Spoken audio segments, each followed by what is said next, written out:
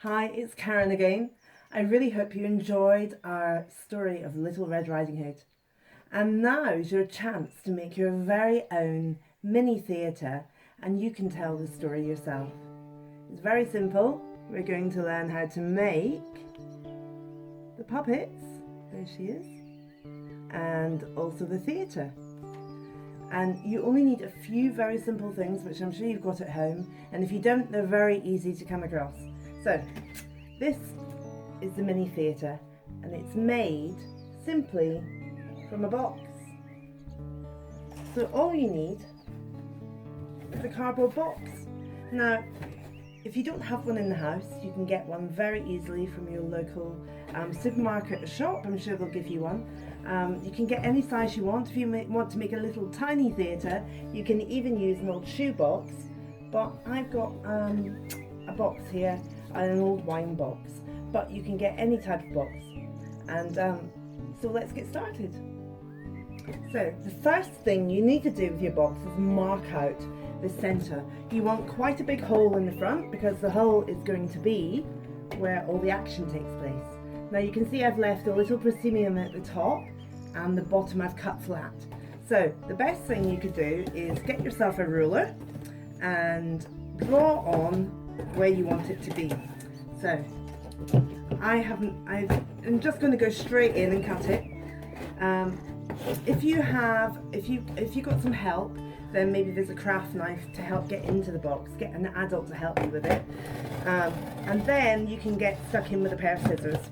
But just to do it quickly, I'm going to do it this way.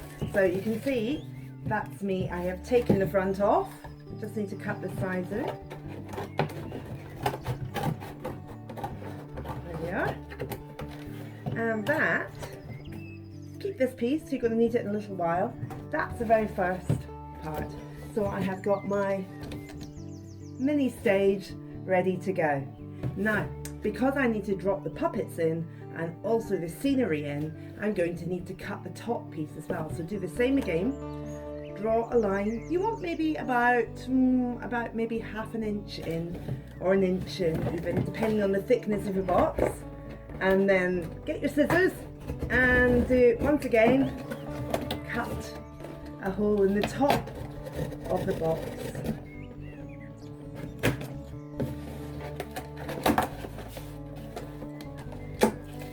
Pop it up and get in with my scissors now.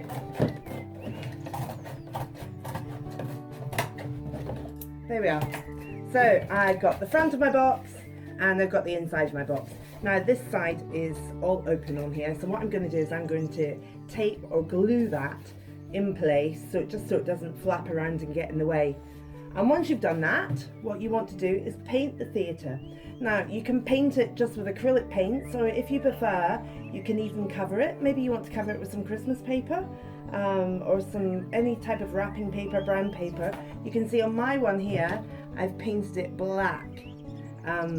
Quite a lot of theatres would be black because it means you can put a lot of colour and a lot of different sets on. You've got nothing around you to distract. So I've got a black one, and the only thing I did on top of that, apart from painting it, was to make myself some lovely curtains. So for curtains, you want some fabric. If you've got a piece of fabric, then I've got some red here, or perhaps you've got some tissue paper, and if you don't have any of those things, then you can even use a piece of paper, or even kitchen roll, anything like that at all. I'm sure you'll find something to make your own curtains. And the curtains are really simple to do. All you want to do, I'll make mine from a bit of paper now, just show you, is work out the length of it. So if where are my scissors? Disappeared.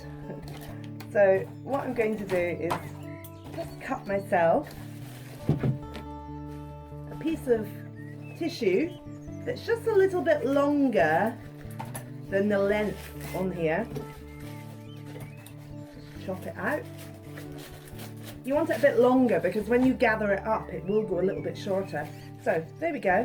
I have got a piece here, and you can always fold it.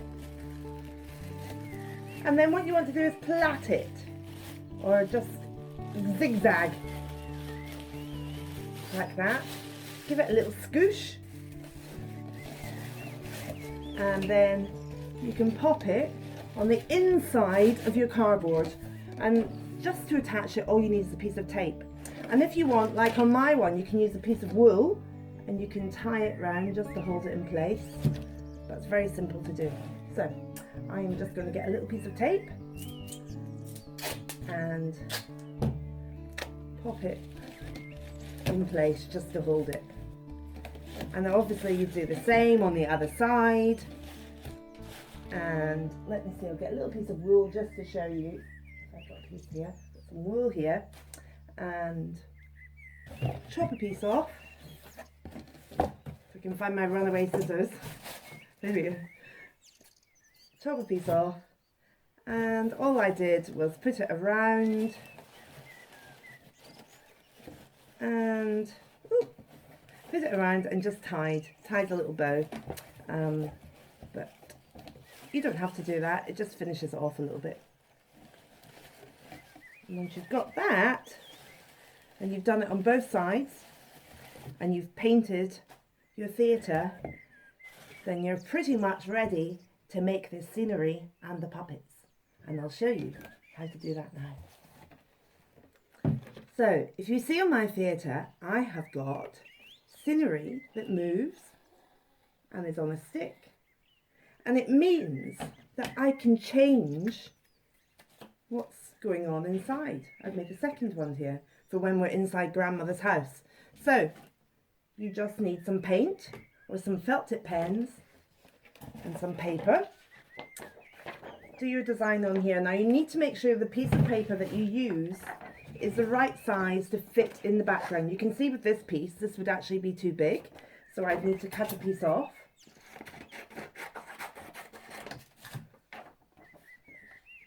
And it's still too big, so I cut another piece off. You could just draw, you could put it on it and then draw where your line is, but there we go. We're about right there now. So once you've got that, all you need is some sort of stick. Now, I'm using pea sticks here. You can get these very easily in the pan shop, but if you don't have pea sticks, then you can use chopsticks or skewers, and if you don't have any of those things, maybe you've got a branch in the garden or a little brush or a pencil even, because what you want to do is you want to put your rod or your stick onto there, and you want to just bend the paper over, and once you've done that, take a piece of sellotape and sellotape it in place. Go all the way along. Now if you've got masking tape, it's really good as well, because masking tape you can paint over really easily. Masking tape is this one here, but I'll use some sellotape there, and that's all you need to do. So once you've got that, you paint your design on. Now once again, you can use paints or you can colour it in felt tip pens. So the first scene that I was making here was the forest. So to do the forest, I use lots of greens and browns and put trees on.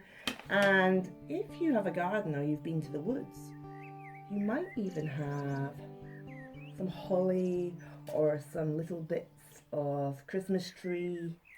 And you can lie them either maybe on the base, or if you dry them off, you can actually stick them up to your background as well, which would look really good. So you could take them and put them on with a bit of glue. So you could just paint the whole background plain and stick lots of these on. You might have some lovely holly or something you can use. And then once you've done that, I'm going to show you how to make some trees. Now you can see a little simple tree with a stand on the back.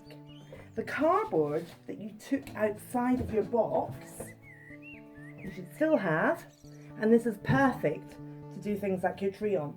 So all you need is a felt tip pen or a pencil, anything at all, and draw your tree on. So I'm going to do, as you can see on my one, I've just done quite a simple shape. So I'm going to do another one of those. I'm going to just draw on a bit like a cloud, and then from there I'm going to put the trunk on, like so, and then cut that out.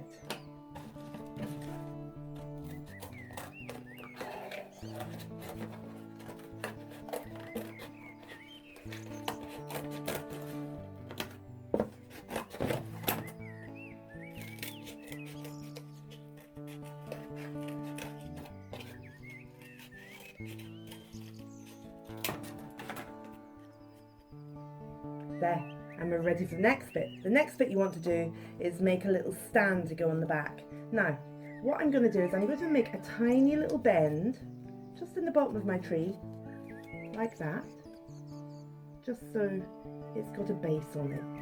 And then once I've done that, I'm going to take a piece of my cardboard and I'm going to cut like a triangle with a flat edge. And with that, I'm just going to put a little bend in it.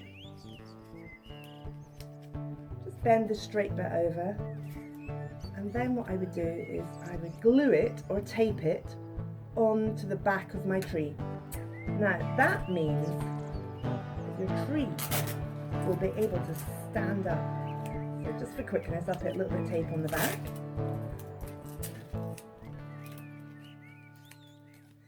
And there, I've made a standing tree. Very simple. So you want a little triangle with a straight edge, and it makes a stand for the back. And once you've done that, once again, take your acrylic paints and paint it up any way you want. Now, if like my one, your one is brown cardboard, well, a really good way to get the paint a lot stronger in colour is to paint it white first and then put the colours on top of that. It just means the colours stand out a little bit more. But once again, you could also stick paper on. You could cut up maybe an old magazine and cut all the little pieces and glue them on, so you get a really nice effect with that too. And then you can make a couple of trees, make as many as you want, but I had 2 in mine, and that means a wolf can creep through the woods. So after the woods, of course, the wolf goes to grandmother's house. So what I've done here is I've made another one. You can see it's just sitting in behind, and I've made it like wallpaper. Now, if you wanted, maybe you had a piece of wallpaper you could use, but it's really fun to paint it. So make yourself a second one. In fact, you can do as many scenes as you want, because these just drop in and out as you want them. So inside grandmother's house, I've made a little cardboard bed.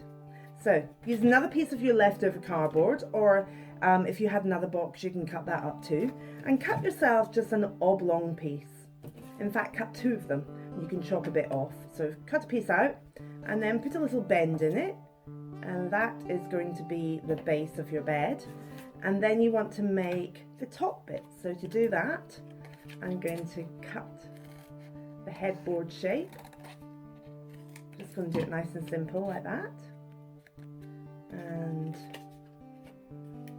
I'm going to sit it to the back of my bed. Make sure it's about the right height. And then just an easy way to slot it in is I am going to make a very simple slot. I'll cut it out and I'll show you. You see, I've cut a little piece like that. So I'm going to hold my bed up in position, and I'm going to mark it with a pen where that little slot sits. So if I set it on the table, it's slightly easier. So I know the slot needs to be there. And once I've got that little mark in, I'm going to poke my scissors through and make a little hole. That means, I'll get a little bit bigger, it means the little slot can hold the tab I put on my bed, and it instantly goes together. And then at the back, you can take that piece and bend it over and just put a little piece of sellotape on the back, and you have got an instant bed. Once again, you can colour that up any way you want and put a little bit of bedding on, something soft. And I had some dusters here, so that's all I used. I cut a piece of duster and I sat it on and made a little tiny pillow as well. I think grandmother would be very comfortable in that bed. And if you want to make anything else for the room, maybe you want to make a lamp, you could draw it out of cardboard again, do exactly the same thing. A chair, do the same thing. It's about having fun and just experimenting. Now the puppets are great fun to make. So I have made the 4 characters here. I've got Little Red Riding Hood, and I have the big bad wolf. Ow! I have a little grandmother. Oh, hello! And I've got the brave woodcutter, and he can wiggle. So you can make them any way you want, but I'll show you how I made mine. So I used a piece of cardboard. Now I had some thin cardboard. It's slightly easier to make the puppets, but you can use the other one if that's all you have, if you've got a bit left. And you just need to work out roughly about what size the puppets are. I'm going to just cut this down a little bit. Just cut it and tear it down. And once you've got that, I'll start with Little Red Riding Hood. So all I did for her was I drew her head, like that, and a little neck, her shoulders, and her body, and some hands and arms. Really simple. That's all you need. The torso, the top part of the body, and the head. And once you've got that, cut that out. You can put, if you want, you can put the hands and arms on as a separate piece, but it's quite handy just to do it all together. So let's get this cut out. I'm doing these very quick. Obviously, you can spend a little bit more time to get exactly what you want.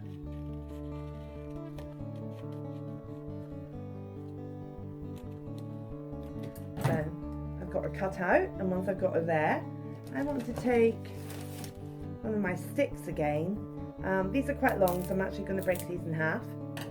And to put the stick on the back of the puppet, what I'm going to do is I'm going to make a little flag of sellotape, like that. I'm going to stick it onto her,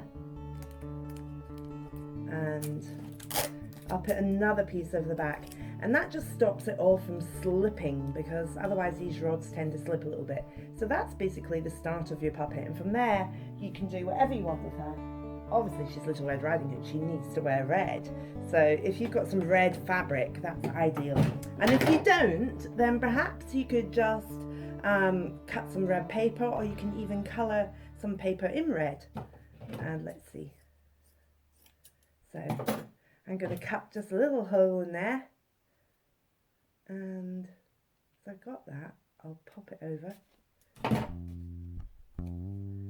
and I'll start to make the dress. So I'm just going to bend and glue and do all the bits on there, glue it and bend it round, and then I'd make a little skirt separately, and then you can colour in her face any way you want it to be. If you're making the wolf, you can see I've cut the wolf out of a piece of card, and what I've done is I've poked 2 little holes through there, and I've put some string or some wool and just made little feet. It's good to make the little feet out of cardboard at the bottom because they're a little bit heavier for when he runs. I've even used a fluffy pipe cleaner. If you have pipe cleaners, they're great for things like tails.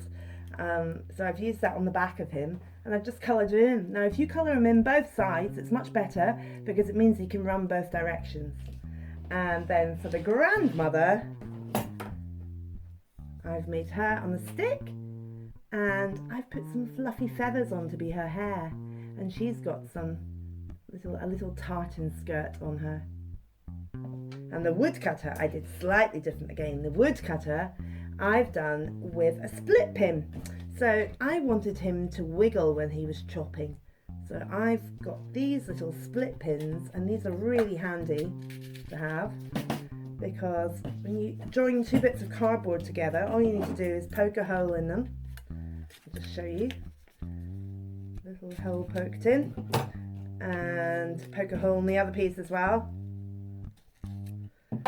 Pop the split pin through that piece, and oh, this feather stuck to me.